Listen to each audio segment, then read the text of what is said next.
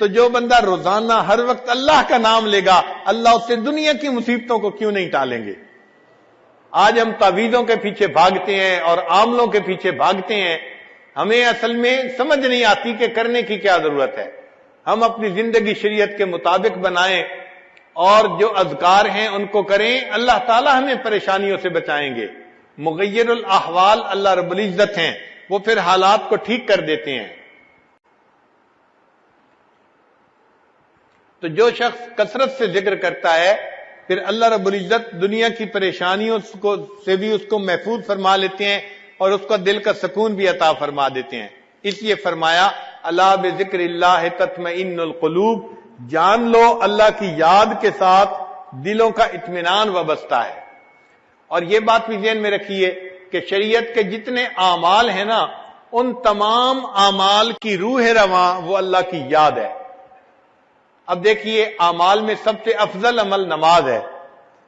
شریعت نے نماز کے اندر، نماز سے پہلے، نماز کے بعد ذکر کا حکم فرمایا۔ چنانچہ الذکر قبل الصلاۃ وذکر اسم ربہ فصلی، اور اس نے اللہ کے رب کے نام کا ذکر کیا اور نماز پڑھی۔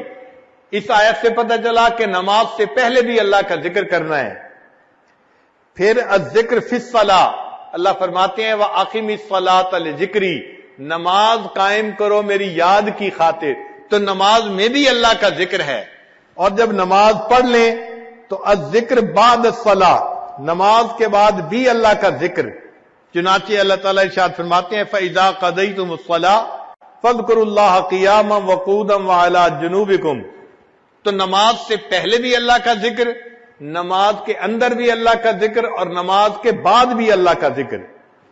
اب نماز میں نماز جمعہ کی اور اہمیت زیادہ ہے۔ اللہ تعالیٰ نے نماز جمعہ سے پہلے بھی ذکر کا حکم فرمایا، نماز جمعہ کے بعد بھی فرمایا یا ایھا الذین آمنوا اذا نودی للصلاۃ من یوم الجمعۃ فاسعوا الی ذکر اللہ وذروا البیع ذالکم خیر لکم ان کنتم تعلمون۔ پھر جب نماز جمعہ ادا کر لی تو الذکر بعد الجمعہ، فرمایا فاذا قضیت الصلاۃ فانتشروا فی الارض وابتغوا من فضل اللہ واذکروا اللہ کثیرا لعلکم تفلحون۔ یعنی جمعہ سے پہلے بھی ذکر کا حکم اور جمعہ کے بعد بھی ذکر کا حکم۔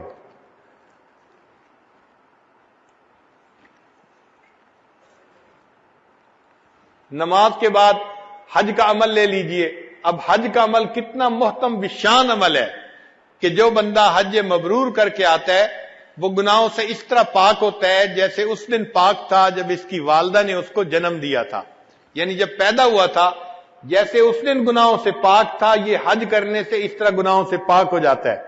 الذکر فی الحج، ذرا غور کیجئے، اللہ تعالیٰ فرماتے ہیں وَاذْكُرُوا اللَّهَ فِي أَيَّامٍ مَّعْدُودَاتٍ، یہ ایام معدودہ ایام حج ہیں۔ اللہ فرماتے ہیں وَاذْكُرُوا اللَّهَ، تم ذکر کرو ان گنتی کے دنوں میں۔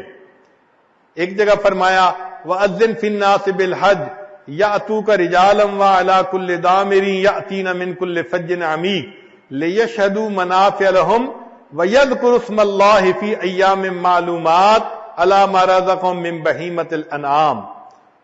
حدیث پاک میں بھی ہے، نبی علیہ الصلوۃ والسلام نے ارشاد فرمایا، ابو ہریرہ نے فرماتے ہیں کہ انہوں نے سنا نبی علیہ الصلوۃ والسلام کو یہ فرماتے ہوئے من طاف بالبیت سبعا لم یتکلم فیہ الا سبحان اللہ والحمد للہ ولا الہ الا اللہ واللہ اکبر ولا حول ولا قوۃ الا باللہ محیت عنہ عشر سیئات وکتبت لہ عشر حسنات ورفع لہ عشر درجات، کہ جو بندہ اس طرح طواف کرے، 7 چکر لگائے کہ اس میں وہ سبحان اللہ والحمد للہ ولا الہ الا اللہ واللہ اکبر یہ پڑھتا رہے، اس کے سوا کوئی کلام نہ کرے، اللہ تعالیٰ 10 گناہوں کو مٹا دیتے ہیں، 10 نیکیاں عطا فرما دیتے ہیں اور 10 درجے بلند فرما دیتے ہیں۔ اس کا مطلب یہ ہوا کہ طواف کے اندر بھی اللہ کا ذکر مقصود ہے کہ انسان اللہ کا ذکر کثرت کے ساتھ کرے۔